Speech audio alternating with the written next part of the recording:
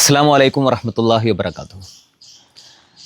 അള്ളാഹു സുബ്ഹാനഹു തആല നമ്മളുടെ നോമ്പും നമസ്കാരവും ഒക്കെ നമ്മളിൽ നിന്ന് സ്വീകരിക്കുമാറാകട്ടെ. ജീവിതത്തിലെ ഏറ്റവും മനോഹരമായൊരു കാലമാണല്ലോ വിദ്യാർത്ഥി കാലം, കൗമാരക്കാലം എന്ന് പറയുന്നത്. ആ കാലത്ത് ജീവിതത്തിലെ ഏറ്റവും പ്രധാനപ്പെട്ട കാര്യമായിരിക്കും ഫ്രണ്ട്ഷിപ്പ് എന്ന് പറയുന്നത്. നമ്മളുടെ ഇഷ്ടങ്ങൾ, നമ്മളുടെ താല്പര്യങ്ങൾ, നമ്മളുടെ സ്വഭാവം, നമ്മളുടെ നിലപാട്, നമ്മളുടെ ചിന്തകൾ, നമ്മളുടെ വ്യക്തിത്വം എല്ലാം തീരുമാനിക്കുന്നതിലും രൂപപ്പെടുത്തുന്നതിലും ഫ്രണ്ട്ഷിപ്പിന് വലിയ പങ്കുണ്ട്, കൂട്ടുകാർക്ക് വലിയ പങ്കുണ്ട്. റസൂലുള്ളാഹി സ്വല്ലല്ലാഹു അലൈഹി വസല്ലം കൂട്ടുകാരെക്കുറിച്ച് പറയുന്ന ഒരു ഉപമയുണ്ട്.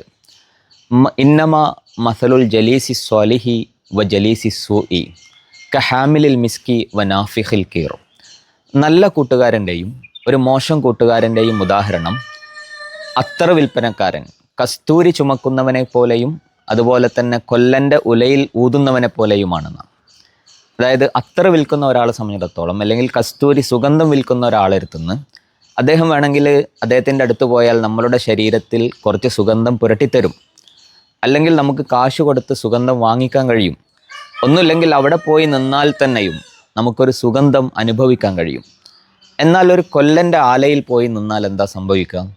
ഒന്നുകിൽ നമ്മളുടെ വസ്ത്രം കരിഞ്ഞു പോകും, അല്ലെങ്കിൽ ഒരു ദുർഗന്ധമായിരിക്കും മൊത്തത്തിൽ അവിടെ ഉണ്ടാവുക. വളരെ ആപ്റ്റായൊരു ഉപമയാണ് റസൂലുള്ളാഹി സ്വല്ലല്ലാഹു അലൈഹി വസല്ലം പറഞ്ഞിട്ടുള്ളത്. അതായത് നല്ല കൂട്ടുകെട്ടിൽ നമ്മൾ ഉണ്ടാകുമ്പോൾ ആ കൂട്ടുകെട്ടിൻ്റെ എല്ലാ നന്മയും നമ്മളിലും ഉണ്ടാകും. അതിൻ്റെ ഒരു ധാർമ്മികതയും അതുപോലെ തന്നെ ഒരു സാമൂഹികമായ ബോധവും രാഷ്ട്രീയമായ ബോധവും സേവന മനസ്സും ഒക്കെയുള്ള ഒരു കൂട്ടുകെട്ടിലും ഒരു കൂട്ടായ്മയിലും നമ്മൾ ഉണ്ടാകുമ്പോൾ നമ്മുടെ ജീവിതത്തിലും വ്യക്തിത്വത്തിലും ആ നന്മകളൊക്കെ ഉണ്ടാവും. അതേസമയം ഒരു മോശം കൂട്ടുകെട്ടിലാണ്, അത്തരം കാര്യങ്ങളിലാണ് നമ്മളുള്ളത് എങ്കിൽ അതൊക്കെയും നമ്മളിലേക്കും പടരും. അതുകൊണ്ട് കൂട്ടുകെട്ട് വളരെ പ്രധാനമാണ്, വളരെ നല്ലതുമാണ്. തിരഞ്ഞെടുക്കുമ്പോൾ നന്മയുള്ള, ധാർമ്മികതയുള്ള, നീതിബോധമുള്ള, സാമൂഹിക ബോധവും രാഷ്ട്രീയ ബോധവുമുള്ള അത്തരം കൂട്ടുകെട്ടിലുണ്ടാവാൻ നമ്മൾ എപ്പോഴും ശ്രദ്ധിക്കുക. അതിൻ്റെ നന്മകൾ ഈ ലോകത്തും പരലോകത്തും നമുക്ക് അനുഭവിക്കാൻ കഴിയും. അല്ലാഹു സുബ്ഹാനഹു തആല നമ്മളെ അനുഗ്രഹിക്കുമാറാകട്ടെ. അസ്സലാമു അലൈക്കും വറഹ്മത്തുള്ളാഹി വബറകാതുഹു.